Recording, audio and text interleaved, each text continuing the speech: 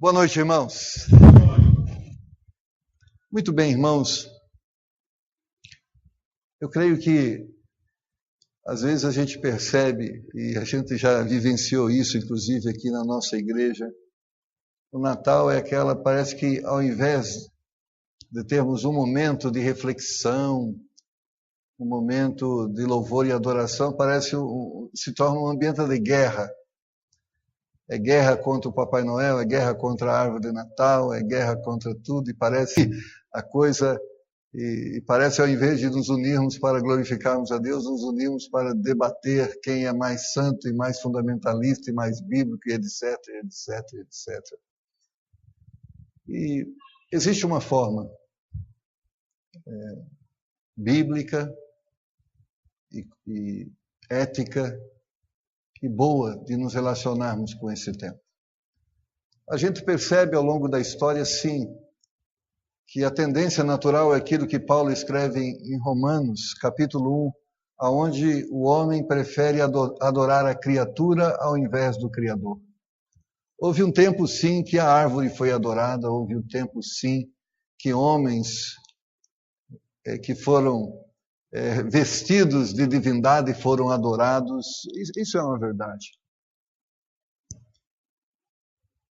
Agora, existe uma forma que pode produzir bons resultados, uma forma que nós podemos lidar com isso e transformarmos, como foi aqui dito pelo pastor Alexandre, esse momento em um momento muito interessante para levarmos e propagarmos o Evangelho de Jesus Cristo.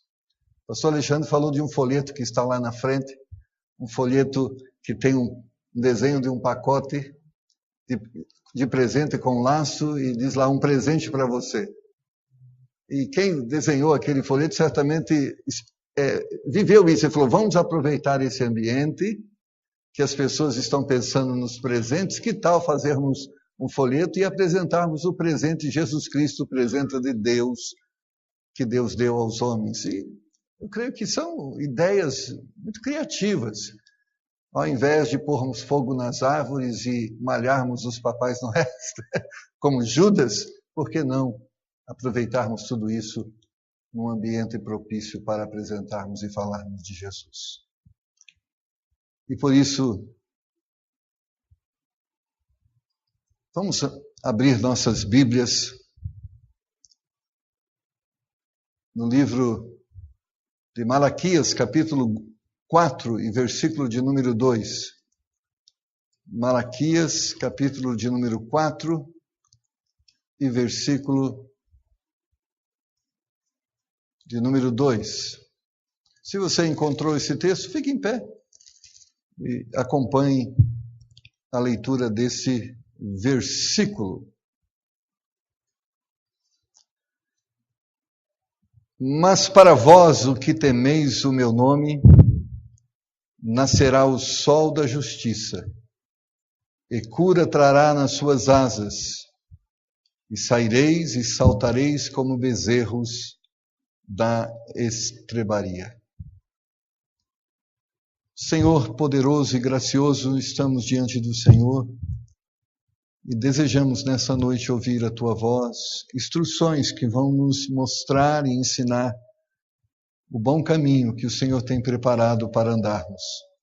Por isso, fala conosco e nos dirige em tudo aquilo que for produzido neste momento e que Teu Espírito Santo possa transformar tudo aquilo que for falado em palavra poderosa, com poder de penetrar os nossos corações e nos converter ao Senhor e à sua vontade. Em nome do Senhor Jesus. Amém. Podeis assentar, irmãos. Eu creio que em vários momentos o pastor Alexandre tem também tocado e falado sobre esse assunto. No domingo passado ele estava abordando a questão da árvore, né? E relacionando o assunto às festas das luzes e como essa figura pode ser usada para testemunharmos sobre a luz que é Cristo, aqueles que estão em trevas.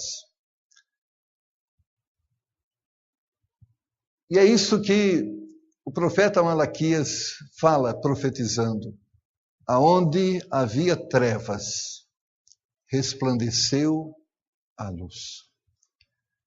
Certamente o homem sem Deus está em trevas, e todos os seus pensamentos e intenções de seus corações os identificam com estas trevas.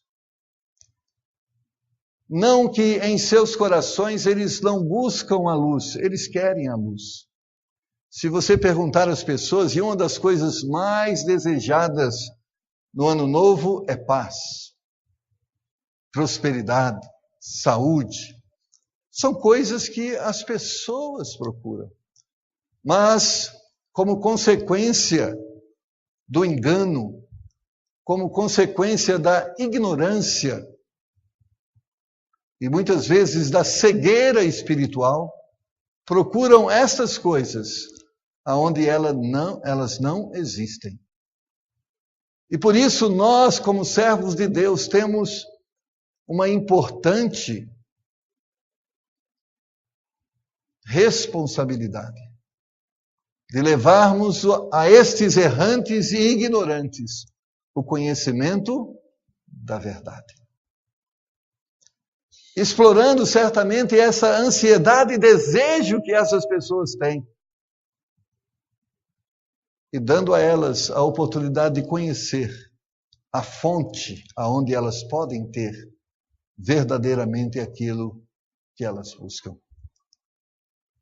Quando nós pensamos no Natal, ele teve uma origem histórica. E se você for olhar a história, 25 de dezembro marcava a celebração de uma festa pagã conhecida como Natalis Solis Invictio, nascimento do Sol Invencível. Em homenagem ao deus Mitra, da religião persa, a festa era estimulada com orgias sexuais e embriaguez. Então, historicamente, esta é a origem da festa pagã, ou a data 25 de dezembro.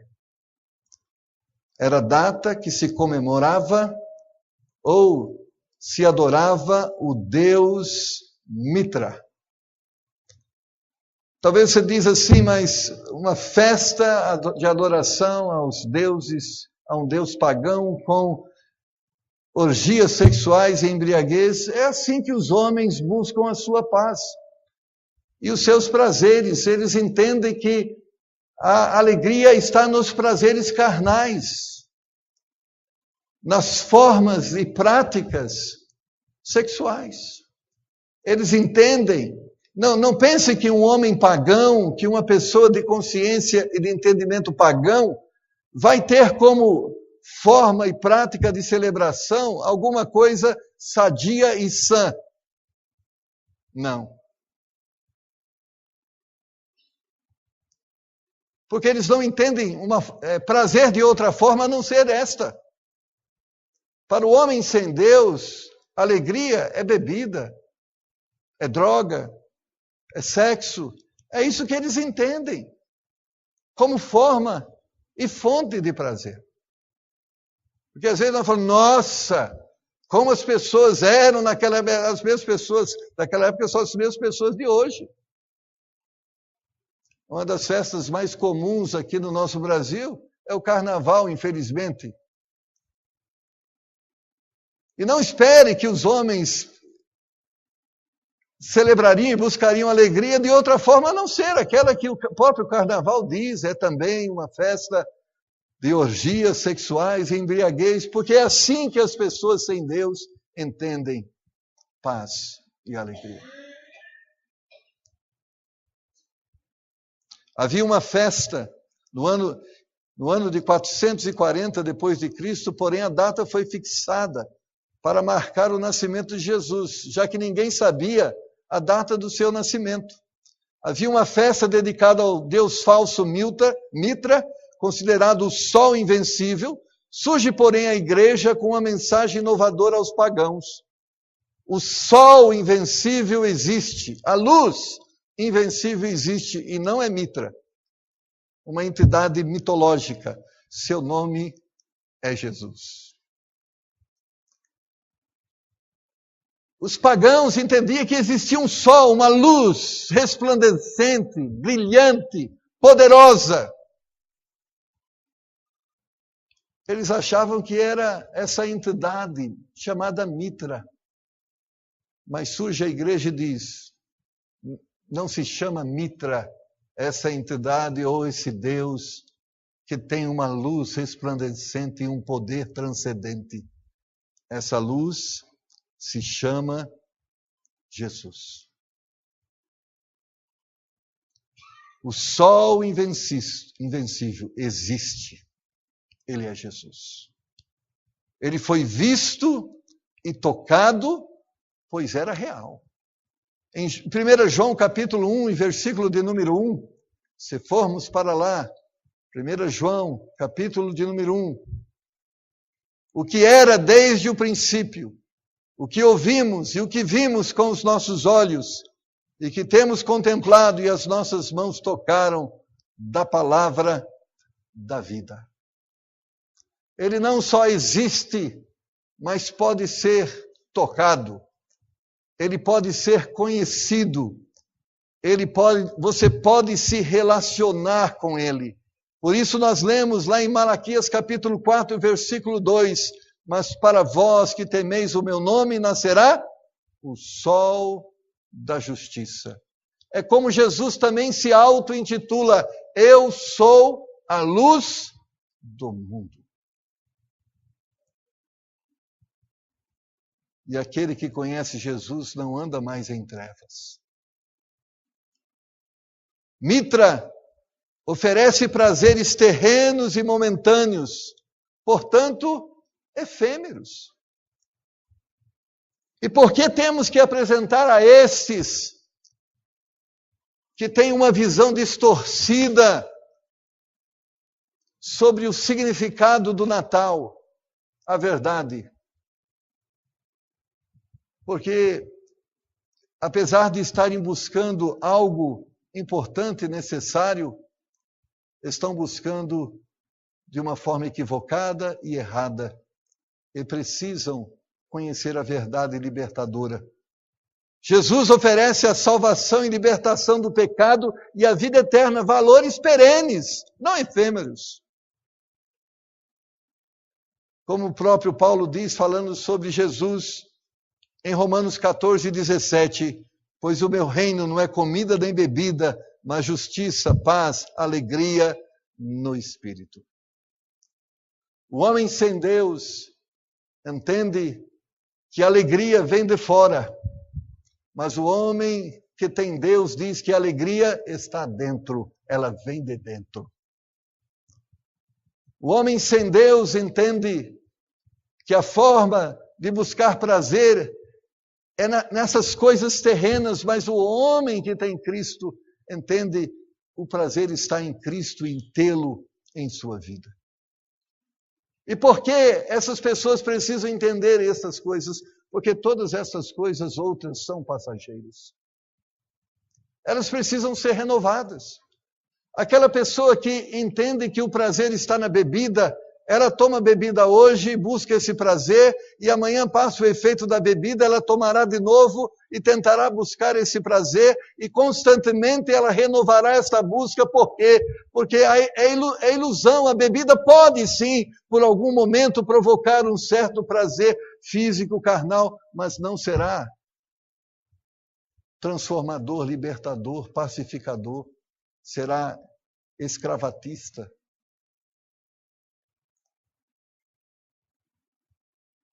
E por isso você vai entender por que as festas de Natal são tão regadas com bebidas alcoólicas.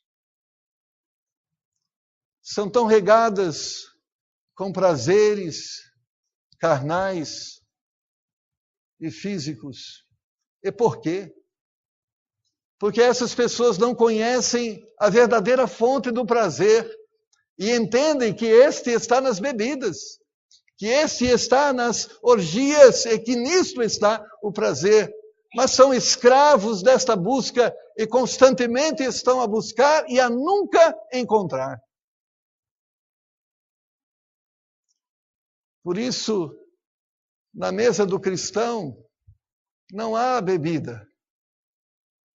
Não por um decreto proibitivo por parte da igreja.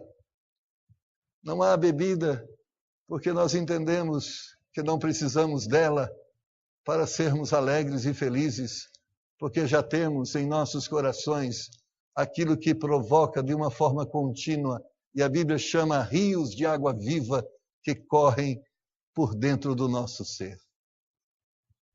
Porque seria contraditório da nossa parte nos unirmos a estes e, à semelhança deles, buscarmos alegria através destas coisas.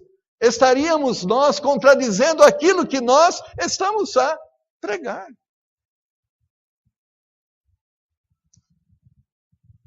Porque se para o cristão, e o cristão se realiza nestas coisas também, talvez este está precisando também conhecer a verdadeira luz, a verdadeira salvação.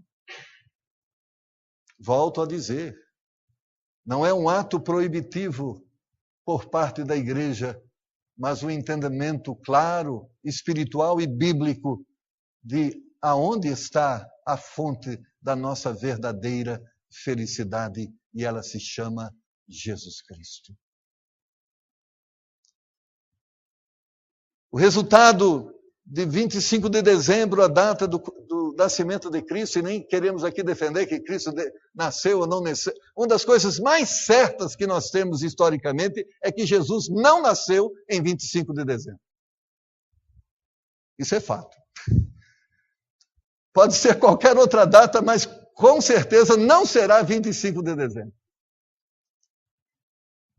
Agora, o nascimento de Jesus deve ser lembrado? Celebrado? Porque foi. Os anjos celebraram, os pastores celebraram.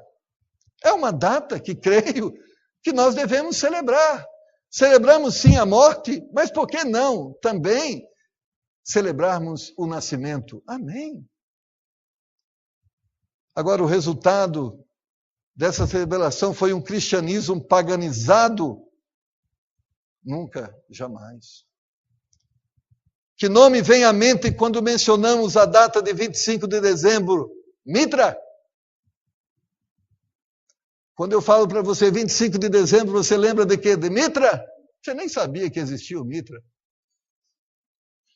Mas quando eu falo 25 de dezembro, você lembra de quem? De Jesus. E você lembra de Jesus por quê?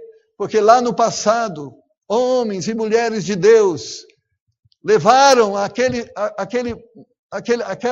aquelas pessoas o entendimento que existe sim uma luz, um sol resplandecente, e eles substituíram sim a visão que eles tinham de Mitra e trocaram por Jesus. E por isso Mitra foi esquecido e Jesus permanece lembrado de geração em geração. E por que Jesus é lembrado de geração em geração? Porque é verdade, aquilo que se diz sobre ele, realmente ele dissipa as trevas e a sua luz, de uma forma contínua e permanente, se manifesta quando nós cremos e o reconhecemos como o nosso Salvador.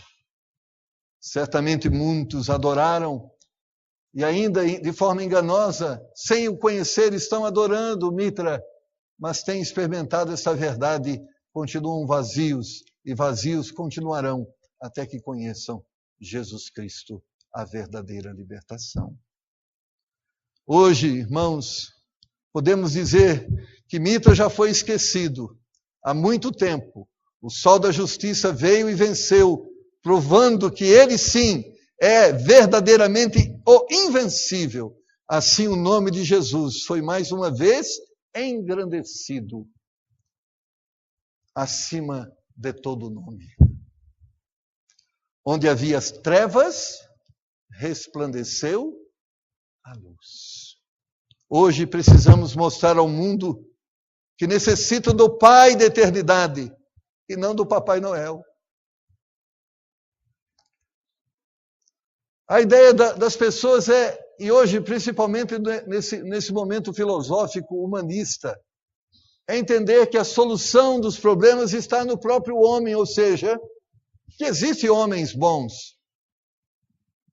E a ideia desse Papai Noel é essa ideia de fazer você entender que de alguma forma você pode ser bom. E de alguma forma você pode fazer bondade a alguém. Eu estava a refletir por que os prédios não estão mais tão iluminados quanto estavam antes. Será a crise financeira? Houve épocas dos meus avós e antepassados que não existia tantos recursos como nós temos hoje. Mas nem que fosse uma velinha, era acesa. E de alguma forma, o Natal era celebrado, seja com lamparina, seja com vela. Não é a crise financeira que tem apagado as luzes das janelas, tampouco das ruas. Mas uma das coisas que fazia com que as casas estivessem iluminadas eram as reuniões familiares.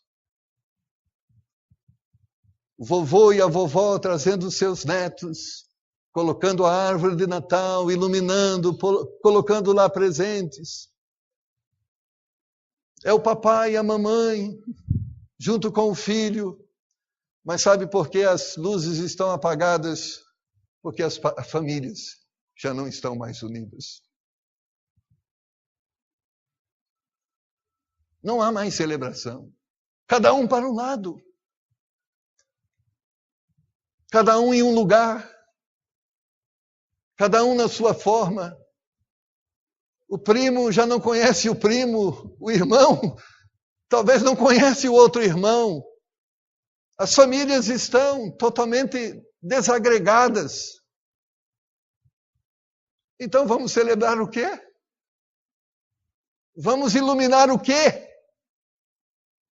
Não há celebração, por isso não há luz. E por isso predomina as trevas. Porque as pessoas entendem que de alguma forma nós podemos ser bons e presentearmos uns aos outros e há alguma bondade em nós. Mas existem tantas pessoas que hoje desacreditam na bondade do ser humano, que estão separadas dos seus cônjuges, decepcionadas com eles, porque criaram expectativas para com eles de bondade e não as perceberam. Estão enganados. Não existe bons papais noéis. Só existe um bom e se chama Deus. Este é bom. Esse é realmente bom. E de uma forma misericordiosa, diariamente dá-nos, não o que queremos, mas sim o que precisamos. Não nos dá aquilo que vai fazer-nos ter mais, mas vai nos dar aquilo que nos falta e que precisamos ter. Então, certamente, o que tem destruído as pessoas são que elas estão criando a expectativa para com o seu próximo, que de alguma forma eles possam ser bons. Mas a expectativa nossa deve ser para com Deus, porque Ele sim é bom e é dele que vem o sustentar para as nossas famílias e para os nossos relacionamentos. Ou seja, eu estou junto com a minha esposa não é porque ela é boa, mas porque Deus é bom. E porque Deus tem ministrado graça e fruto do Espírito Santo na minha vida, para que eu aprenda a me relacionar com ela.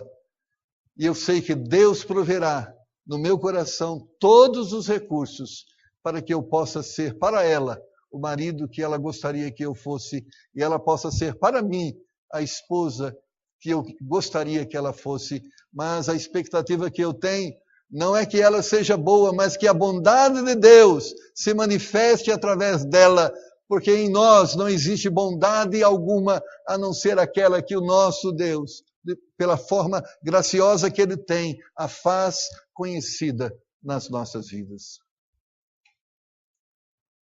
E existe hoje, irmãos, uma grande necessidade de restaurar certos valores sobre o Natal.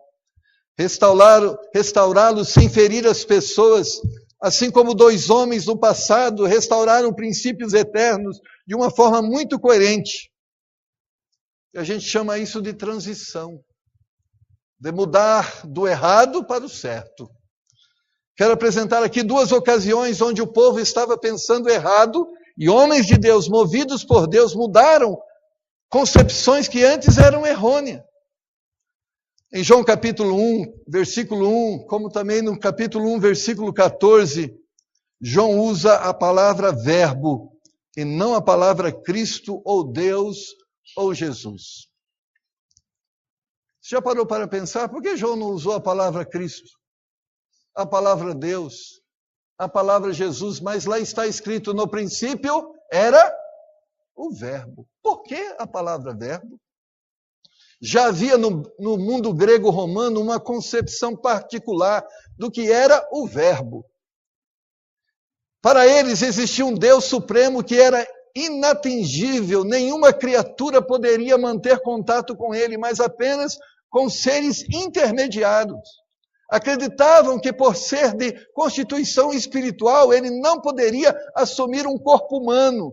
Para tais filósofos, a matéria era inerentemente má.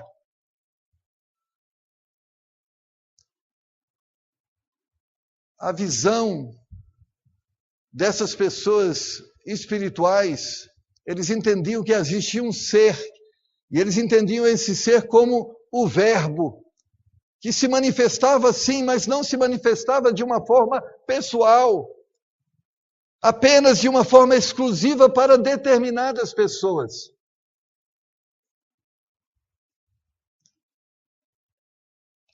Na concepção e no entendimento mais moderno, a gente chama isso de gnosticismo.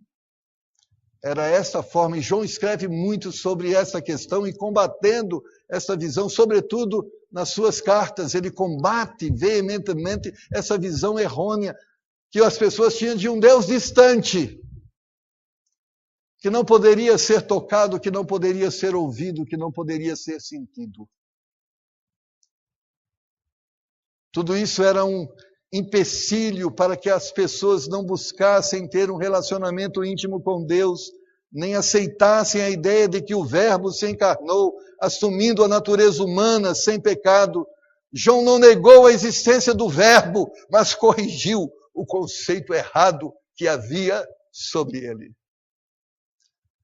E por isso ele diz, no princípio era o Verbo, e o Verbo era Deus, e o Verbo estava com Deus. E o Verbo habitou entre nós, e vimos a sua glória, como a glória do unigênito Filho de Deus. João estava a dizer, existe sempre, sim, o Verbo, e o Verbo esteve aqui conosco. Nós o vimos, nós o tocamos, ele se manifestou entre nós, e manifestou uma glória divina, e nós a conhecemos, ele é o Verbo.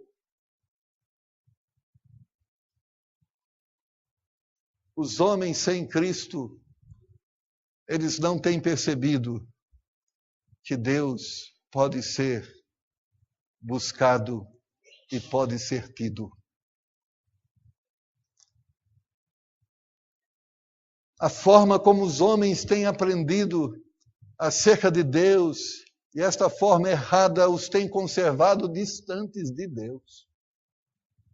Certa vez, conversando com uma pessoa de uma outra religião não cristã, eu falava com ele sobre Deus, e ele falava, interessante, eu fiz uma pergunta para ele, você tem a certeza da vida eterna? Ele disse, nenhum comedor de arroz e feijão pode ter essa certeza.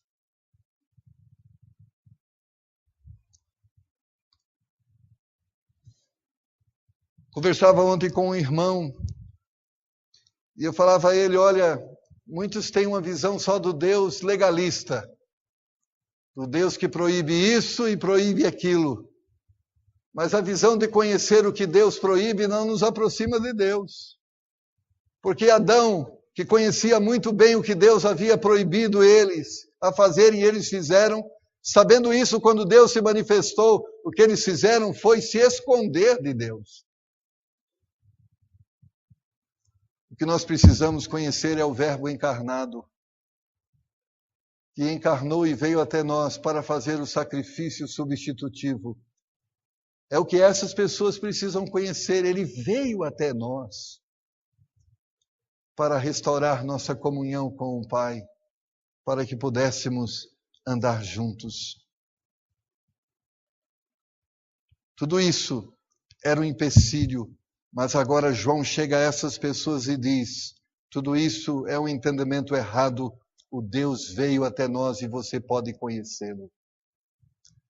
As pessoas precisam entender que elas podem conhecer esse Deus. Elas podem tê-los em sua vida. Não só existe uma luz, um sol resplandecente e poderoso. Não só existe um Deus bondoso, que é maior e incomparável quando nós o colocamos do lado de Papai Noel. Mas nós também precisamos dizer que Ele está ao alcance das nossas mãos, da nossa voz. Ele pode nos tocar.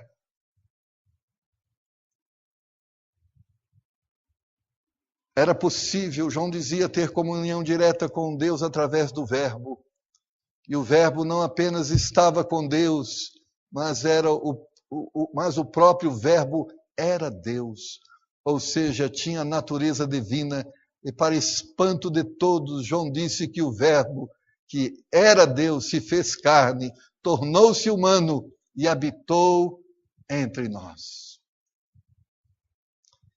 Quem ainda poderia duvidar que era possível ter comunhão com Deus se o próprio Deus andou entre nós na pessoa de Jesus de Nazaré, buscando reconciliar o homem consigo mesmo? João estava dizendo: é possível ter comunhão com Deus, e esse Jesus esteve aqui entre nós, e homens tiveram e experimentaram uma comunhão íntima com ele, ou seja, ele dormiu com esses homens, ele andou com esses homens, ele comeu com esses homens, ele curou enfermos, ele libertou endemoniados. Existe um Deus que não está distante, está perto de nós, e você pode tê-lo junto a você. Do mesmo modo, como a mensagem de João sobre o Verbo veio para corrigir um conceito errado sobre a pessoa de Deus e da própria natureza humana, assim também a igreja agiu no ano 440 depois de Cristo, desviando a atenção das pessoas da adoração errônea que se prestava a Mitra, guiando-os ao único que é digno de receber poder, e riqueza, e sabedoria, força, honra e glória e louvor para todos sempre, que é Jesus Cristo, segundo o Apocalipse capítulo 5, versículos 12 e 13. Mas há um outro acontecimento. Em Atos capítulo 17, versículos 22 a 34.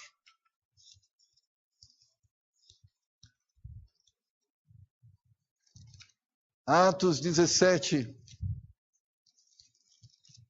22 a 34.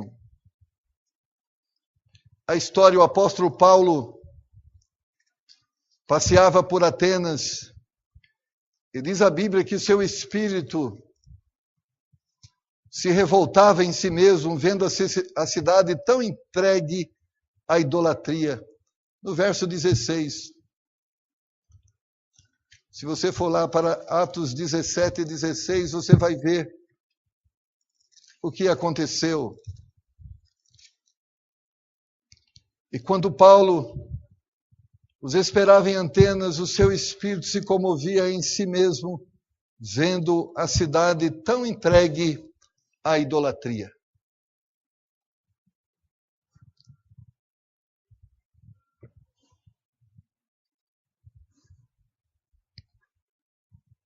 Nosso Brasil, segundo as estatísticas, tem 23, 25% de cristão. Eu creio que se Paulo estivesse aqui, ele diria: que pena, que tristeza, um Brasil entregue à idolatria. 75% da população brasileira é idólatra.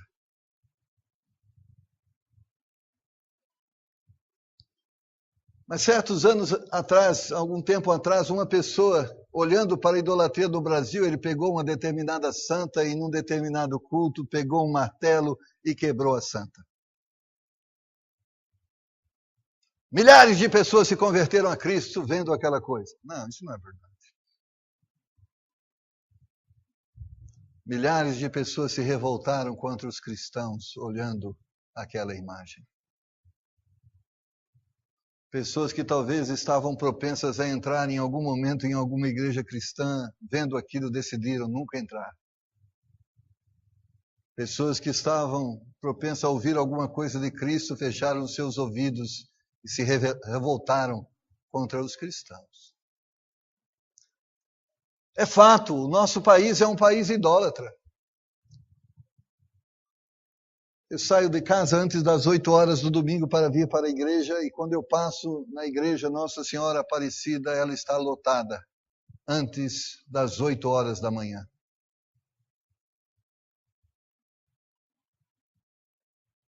Um país idólatra. Mas como mudarmos essa verdade? Como combatermos este engano? Nós sabemos o que a Bíblia diz de uma forma muito contundente: não farás para ti imagem de escultura. A semelhança daquilo que existe no céu ou na terra. Não se encurvará a elas. Não prestarás culto a elas, não as adorarás. Está escrito, decretado, declarado. É fato.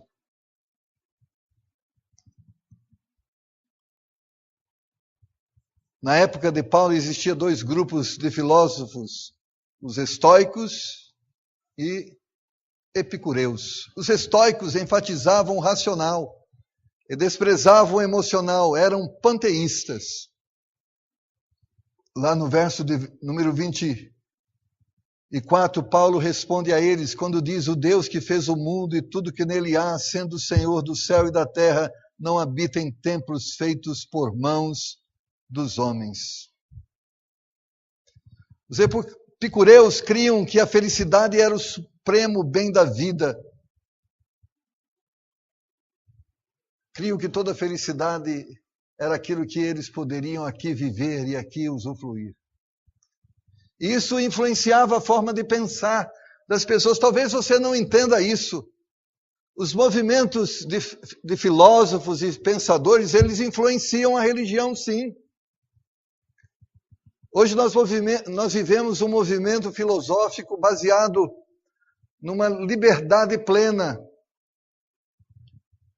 Eu nem me lembro agora qual é a forma melhor da gente falar sobre esse momento filosófico, pastor Alexandre. É o momento da pós-modernidade, mas existe aquele momento, pode tudo, qualquer coisa pode, relativismo. Verdade é aquilo que você crê como verdade, e mesmo que a verdade que você crê não seja a verdade do outro, então cada um pode ter a sua verdade. E essa forma de pensar influenciou a igreja, porque nós temos igreja para todo tipo de pessoa. Então a forma como os filósofos pensam influenciam a forma que as pessoas pensam, e a forma que as pessoas pensam, elas utilizam para prestar o seu culto ou ter a sua religiosidade. Porque as pessoas hoje, você vê uma igreja para cada gosto, igreja que dança, igreja que pula, igreja que faz isso, igreja que bebe, igreja que isso, porque é um mundo onde cada verdade é a verdade, não importa se a sua verdade seja diferente do outro, e hoje uma das propagandas da Rede Globo é que você deve respeitar a minha religiosidade, ou o meu estilo de vida, ou a minha forma e a minha conduta, e essa forma de pensar tem sido até entendida e reconhecida por cristãos, e tem feito desta forma de pensar a forma doutrinária da sua igreja, ou seja, não é a Bíblia que tem determinado o que é certo, mas eles determinam, usando a Bíblia de uma forma fraudulenta, aquilo que é certo, e Paulo chama isso de doutores segundo as suas próprias concupiscências. Apesar de sua revolta, ele não saiu pela cidade chutando ídolos, amarrando demônios ou dizendo que tudo aquilo era de Satã.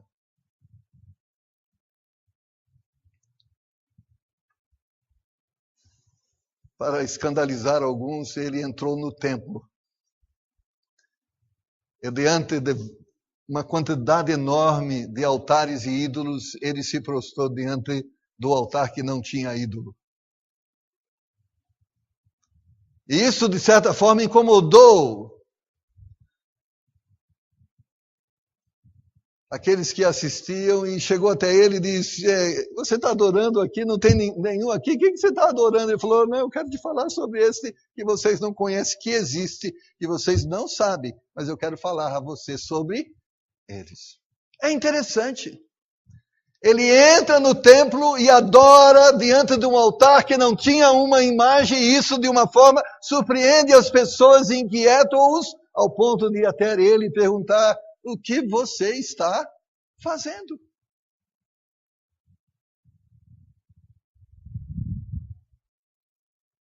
Verso 22, estando Paulo no meio do aerópago, disse: homens atenienses, em tudo vos vejo um tanto supersticiosos. Portanto, passando eu e vendo os vossos santuários, achei também um altar em que estava escrito ao Deus desconhecido. Esse, pois, que vós honrais, não o conhecendo, é o que eu vos anuncio. Ao Deus, porque os atenienses dizem: nós temos tanto temor em relação à divindade que possa até estarmos não prestando culto a alguma entidade ou divindade, e eu estou preocupado porque talvez ela vai mandar raio, vai destruir. Então tinha um altar. Olha, se nós ainda não te conhecemos, nós queremos dizer para você que nós te adoramos também, e não fique nervoso conosco, porque nós te conhecemos, mas se nós não te conhecemos, nós faremos uma imagem para você e colocaremos você em um altar aqui. Paulo usou o ídolo como uma ponte a fim de transmitir a mensagem do Evangelho. O resultado está no verso 34. Todavia, chegando alguns homens a ele, creram, entre os quais foi Dionísio, Areopagita, uma mulher por nome Damaris, e com eles outros. Ele não chegou a dizer: você que tem uma árvore na sua casa, você tem um Satanás com um chifre para cima. Você que tem um Papai Noel lá, você tem um demônio na sua casa. Ele disse: você é um pouco supersticioso. Você é uma pessoa que está procurando coisa boa, mas está procurando no lugar errado. Eu posso te falar da fonte verdadeira? Ou seja, nós temos que livrar as pessoas do altar das árvores, do altar do Papai Noel, e levá-los ao altar de Deus. Elas precisam conhecer Deus. E elas buscam nestas coisas o prazer, não porque são maldosas, porque algumas talvez sejam, mas porque são ignorantes quanto à verdade. E esse 25 ou 23% da população brasileira que tem, e eu estou colocando todos, que tem o dever de levar a eles o verdadeiro entendimento. Que é o que fez João, que é o que fez Paulo, e é o que nós devemos fazer, mas infelizmente, muitas vezes nós crentes nos rendemos a visão pagã dos não crentes, e também com eles nos prostramos diante desses ídolos.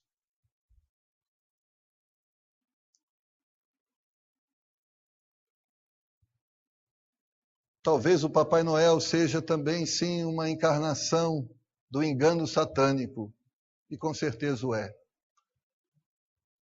Talvez a visão que as pessoas dão da árvore de Natal seja uma forma enganosa de perverter a verdade, e talvez realmente seja.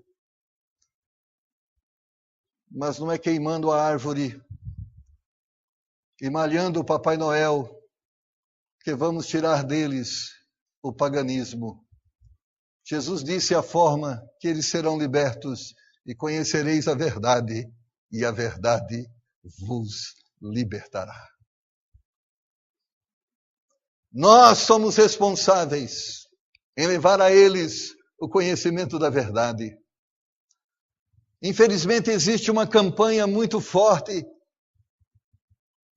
dos cristãos para aceitarem também buscar a alegria da forma que os pagãos e os sem Cristo buscam.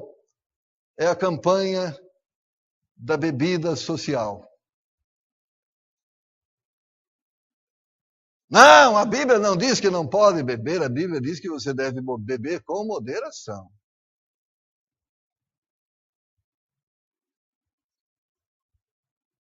Não se renda. Por trás disto está uma mensagem, existe uma paz que não vem totalmente de Cristo. Sabe aquela mensagem de Satanás a Adão e Eva? Ele está te privando do conhecimento do bem e do mal. Se você conhecer, você vai ser como Deus.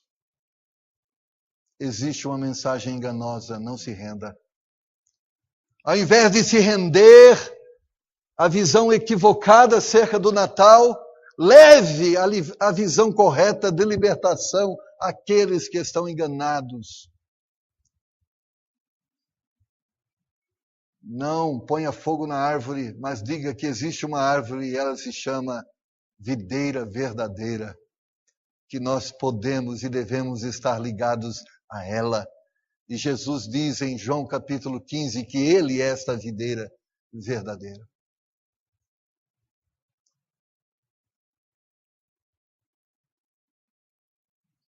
O que nós crentes devemos pensar a respeito do Natal antes de ansiarmos por mudar os conceitos de nossa cidade. Antes de mudar o conceito de nossa cidade, nós precisamos pensar no que o povo está em trevas e necessitam da luz. Antes de você pensar que o povo precisa de pedrada, é de exorcismo, o povo precisa de luz. E Jesus é a luz. E é nós que temos que levar a estes a luz. Não é outros, é nós. Porque às vezes pessoas cristãs fazem assim, eu não gosto desse Natal, esse Natal é pagão, sabe que eu vou para a caverna. Eu vou me esconder em algum lugar muito distante que eu fico longe desse paganismo. Não. O Senhor nos chamou a levar as trevas, as luzes aonde existe trevas. Então, não fuja, vá ao encontro daqueles que estão em trevas e leve a eles a luz. De uma forma amorosa, em algum momento, quando a sua família estiver reunida, e alguns deles estarão bebendo, infelizmente. Alguns deles estarão falando palavrões, infelizmente. Mas em algum momento, diga a eles, eu posso fazer uma oração e posso falar algumas palavras a vocês. Peça graça a Deus, Ele te dará. Peça poder espiritual e Ele te dará. Abre a sua boca. Deus colocará as palavras e elas terão poder de tocar os corações e levá-los a se libertarem das trevas. É isso que Deus quer que entendamos. O povo está em trevas e necessita da luz. O que o Natal deve ser para o crente? O Natal é um testemunho da verdade. O Natal é consciência de serviço. Ou seja, o Natal diz que existe uma verdade e ela se chama Cristo. E existe um ministério e ele se chama levar Cristo a todos aqueles que não têm Cristo. É isso o Natal. Deve nos levar a louvarmos a Deus e deve nos levar a servir a Deus. Quer um conselho? Não dê presente para mim nem para o pastor Alexandre. Olha, você não faça isso. Dê presente para o seu vizinho que não tem Cristo. E diga, junto com aquele presente, diz, eu quero dizer que existe um Deus que te ama e quer que você o conheça. Se você quer conhecer sobre esse Deus, estou disposto a falar com você. E eu quero te dar um presente simbolizando o amor desse Deus para com você. Dê presente para as pessoas que você conhece que não têm Cristo. E diga que existe um Deus amoroso. Eu creio que valerá a pena celebrar o Natal mais com as pessoas sem Cristo do que as pessoas com Cristo. Aqui nós celebramos com as que têm Cristo, mas como sairmos daqui, vamos levar Cristo para aqueles que não têm Cristo. Será uma bênção, irmãos. Uma rica oportunidade. Natal traz consigo a marca de uma vida consciente que viver é ser útil. Nós podemos fazer alguma coisa que pode fazer diferença para o próximo Natal. Mas se não fizermos nada, vai acontecer o que acontece. Hoje eu estava procurando uma figura para colocar no boletim sobre o Natal. Não encontrei nada. Nada sobre Jesus. Papai Noel, de toda forma, de todo jeito. Árvore, de toda forma, de todo jeito. E Jesus, não tinha.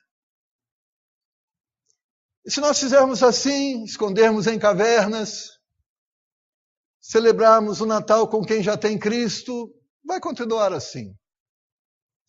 Mas se nós entendermos que a luz brilhou em nós e gostaria que também brilhasse em outros, e que nós somos agora, segundo o que Jesus diz em Mateus capítulo 5, capítulo 6, no Sermão do Monte, vós sois a luz do mundo. Há uma luz em nós que pode, através de nós, ser conhecida naqueles que estão em trevas. Pense sobre isso. Reflita sobre isso.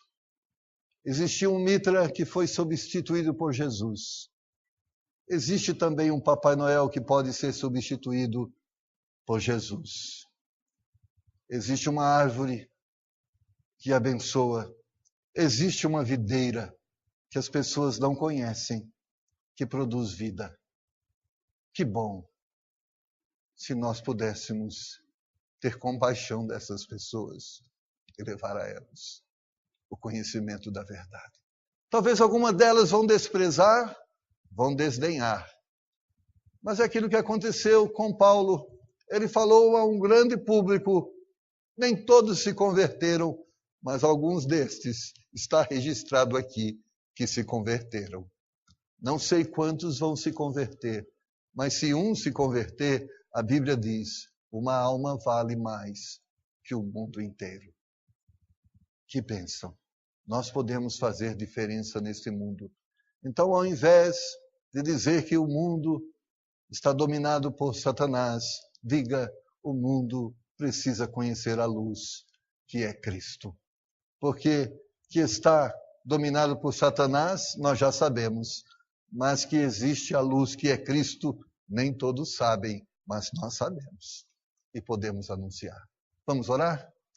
Obrigado, Senhor, porque nesta noite Tu renovas em nossa mente que existe uma verdade, que é o Senhor, que é Jesus Cristo, seu Filho, que veio até nós para dissipar as trevas. E existe tantas trevas, e um mundo em trevas que está à nossa volta. Nos ajuda, Senhor, a sermos instrumentos das Tuas mãos, para que através da Tua luz em nós, estes que estão em trevas possam ser libertos. Pedimos e Te agradecemos pela rica e misericordiosa oportunidade de podermos ser testemunhas da Tua existência. Nos dá sabedoria, Senhor, poder espiritual para cumprirmos essa missão e Te pedimos em nome de Jesus. Amém. Que Deus nos abençoe e que esse Natal você venha fazer diferença na vida de muitas pessoas. Não que o Natal seja diferente, mas que você faça diferença. Amém? Que Deus te abençoe.